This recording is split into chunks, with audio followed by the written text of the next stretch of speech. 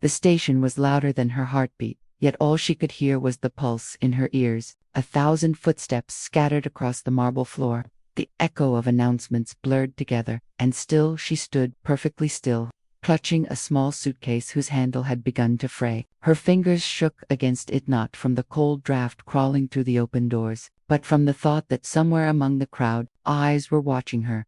She tilted her chin slightly, gaze slipping through the mass of strangers rushing past, searching faces without wanting to be noticed. Her long hair swayed when the wind surged from the opening train doors, strands brushing her lips, but she didn't brush them away. She was listening, waiting. On her wrist, a cracked silver watch ticked unevenly, its glass fractured like a frozen river. It hadn't told the right time in months, but she wore it anyway. It wasn't about time, it was about memory. And tonight, memory felt heavier than the suitcase she dragged by her side. The world around her moved to fast laughter echoing from a group of teenagers, a man shouting into his phone, a woman's red scarf unraveling as she hurried toward the escalator. But she moved slow. Her eyes caught the scarf, watched it fall against the floor like a warning, and she felt her chest tighten. The color reminded her of something she couldn't let go, something that still burned in the edges of her dreams. Not now, she whispered, almost to herself, her lips barely moving.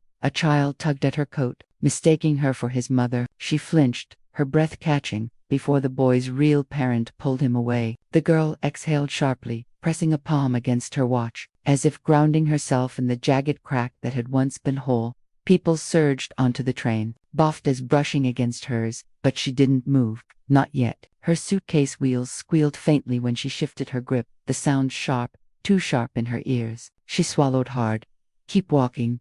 A voice muttered close behind her. Low, steady, male. She froze. Her heart climbed into her throat, the suitcase handle damp with sweat against her palm. She didn't turn. She didn't breathe. Around her, the world spun with strangers in motion, but her body became stone. The train doors chimed, closing. Her reflection caught in the glass-wide eyes. Trembling lips, hair blown across her face, and for a second she didn't recognize herself. The voice came again, almost a whisper now. You know what happens if you run. The doors sealed shut with a violent clang, and the station swallowed the sound.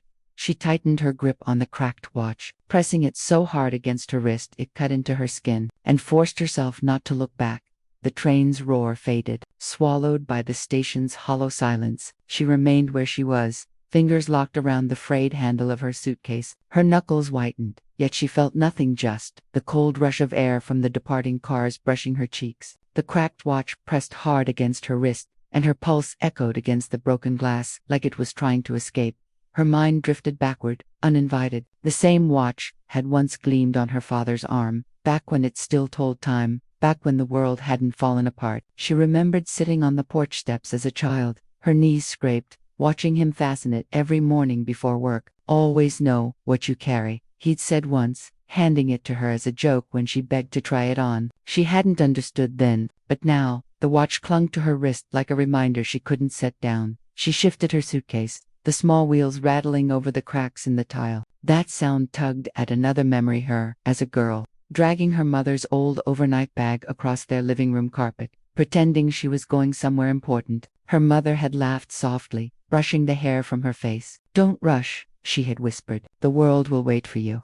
But the world hadn't waited. It had stripped her bare, left her clutching at symbols instead of people. She glanced toward the arrivals gate. Families collided in embraces, voices lifted with joy, hands reaching for one another as though distance had been unbearable. Children swung in the air, laughter echoing like bells. She stared until it hurt. No one was waiting for her. No arms would catch her if she collapsed. The stranger's presence pressed at her back, not with words, but with silence. He hadn't moved since speaking. She could feel it, the way a body senses a storm before it breaks. Every time she tried to breathe, his quiet grew louder, filling the gaps inside her chest. She lifted her chin and dared to glance over her shoulder. But the crowd shifted, blocking her view. Was he closer now? Or had he already melted into the current of strangers? Her stomach knotted.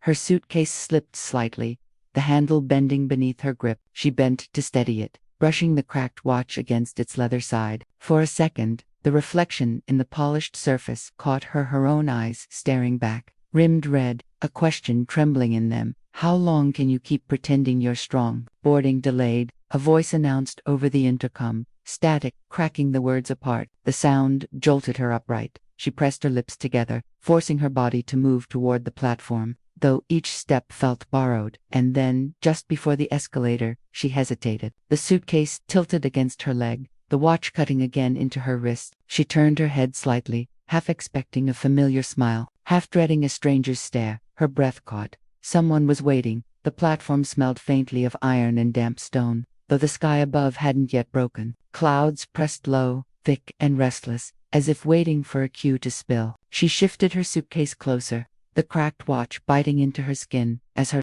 grip tightened, and then she saw him. He wasn't standing far just beyond the ticket machine, leaning against the cold steel rail. Nothing about him screamed danger, not in the way most people expected. His jacket was plain, his shoes worn at the seams, soles frayed from miles he'd never talk about. A thin fold of leather peeked from his pocket, the corner of a photograph curling outward. She couldn't see the face in it, but the way his hand brushed against it now and then almost protectively made something in her chest ache. Her first instinct was to turn away, to shield herself, but she didn't. Instead, her gaze lingered, caught in something unspoken. He looked tired, exhaustion carved into the lines around his eyes. His posture slumped in a way that betrayed more weight than his body alone carried. For a fleeting second, she wondered if his silence mirrored hers, if, somewhere inside, he was holding his own suitcase no one else could see. The wind picked up suddenly, cold and restless. Her hair whipped across her face, stinging her cheek,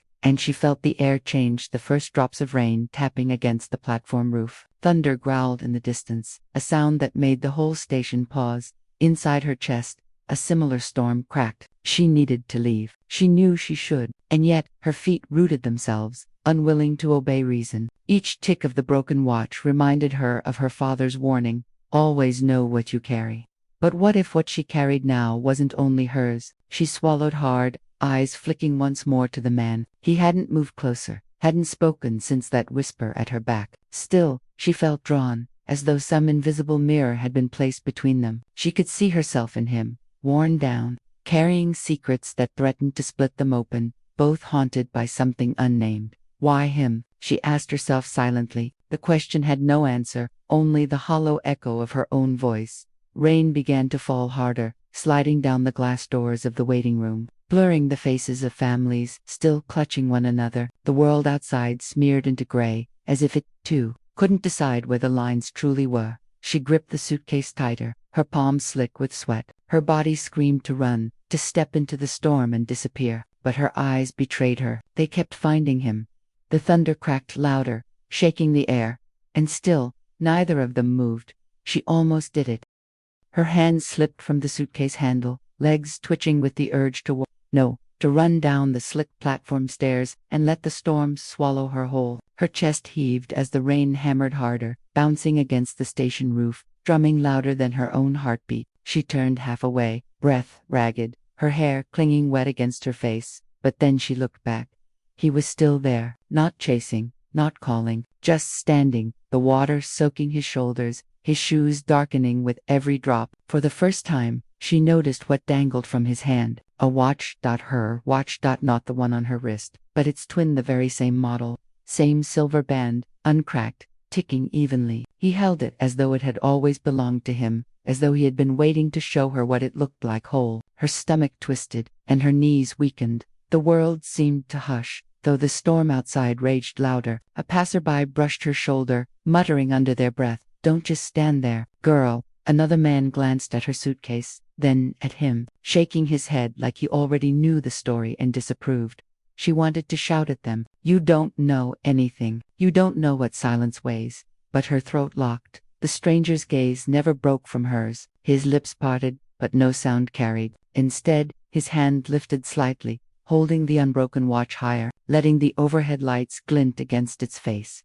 Her cracked one buzzed faintly against her wrist, its broken rhythm suddenly unbearable. She pressed her palm against it, feeling its jagged edge bite skin. Some words tumbled into her mind, quiet, not quite hers. Some people carry more than just bags, they carry silence. Her eyes burned. She nearly crumpled there on the platform, her suitcase sagging against her leg. Every nerve screamed that this was the moment to decide to sever or surrender. Yet her body betrayed her, caught in that impossible mirror, staring at the object that seemed to bind them. "Why me?" she whispered, barely audible. The rain poured heavier, and the station lights flickered. Someone behind her scoffed, "Crazy girl," talking to herself. She ignored it, her breath fogging faint against the cold glass wall. He stepped forward, just one step, enough to narrow the distance, not enough to bridge it. His shoes squeaked against the wet tile.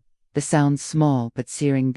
Her suitcase handle slipped fully from her grip, wheels clattering as it toppled sideways. The sound rang out sharp, and every head on the platform turned. Heat rose in her cheeks, shame clawing at her chest. Still, she didn't move to pick it up. The unbroken watch gleamed in his hand. The cracked one bled against her skin. And between them nothing but silence. Unbearable, infinite. The clatter of her fallen suitcase echoed long after the platform quieted again. She bent to lift it, but her hand stalled halfway. Her eyes were fixed on the watch in his handhole, unbroken, ticking steady as though mocking the fractured rhythm bound to her wrist. When he finally stepped closer, she noticed the photograph tucked deeper into his jacket pocket slip out just enough for the rain to smear its edge. A little girl's face stared back at her, dark hair, wide grin, a ribbon knotted too large for her head. For a moment, she couldn't breathe. The watch wasn't his. It had belonged to her. Her knees weakened, realization crashing into her chest. This wasn't just a stranger with shadows. This was a father who had lost, a man who had carried silence like she did, but heavier, deeper. Her hand trembled as she brushed the cracked glass of her own watch. Her father's voice, whispering back from memory, "Always know what you carry." She had thought it was just hers to bear poverty, loneliness, trying to carve out a place in a world that had no arms for her. But standing there, the storm painting their skin wet and raw, she saw herself reflected in him, an invisible mirror. Sharper than ever, a faint announcement cut through the downpour. "Applicants for Harrington Industries interviews. Please proceed to Gate C." Her stomach lurched. Harrington, that was the company, the one she had just applied to, desperate for work, desperate to prove she wasn't destined for nothing. Her cracked watch ticked unevenly as she turned toward him, the truth sinking. He wasn't just a grieving father. He was the man whose signature determined her future. The object the twin watches bound them not by accident, but by bloodlines of loss and power she hadn't expected to collide. She whispered without meaning to, "Not now." The same words she had said in the station hours ago. Only this time, they trembled with a new weight.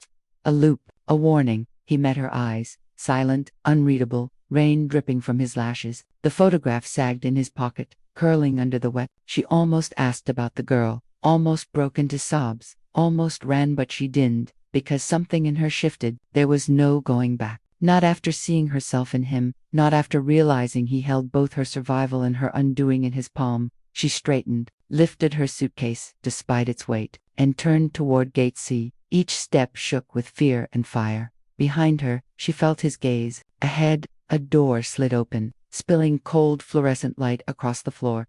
And she walked into it knowing nothing would ever be the same. The fluorescent lit room hummed faintly, its white walls stripped of comfort. She stepped inside, dragging the damp suitcase over the threshold. The sound of the wheels was sharp against the silence, like a reminder she couldn't escape. Behind her, the door slid shut, sealing her with him. He followed slowly, his jacket dripping onto the tile, shoes squeaking with every step. In the unforgiving light, the exhaustion in his face became undeniable. Eyes hollow, skin lined with years of carrying too much. He set the unbroken watch gently on the table between them, the tick steady, relentless. Her cracked watch pulsed at her wrist, the beat, uneven, desperate. "You don't know me," she whispered, voice barely audible. He shook his head once, not in denial but in agreement. His hand brushed his pocket, pulling out the photograph. He set it beside the watch. The girl in the picture smiled up at her again, blurred by rain but still radiant. "She was my daughter," he said, finally breaking the silence. His voice wasn't sharp, it was weary,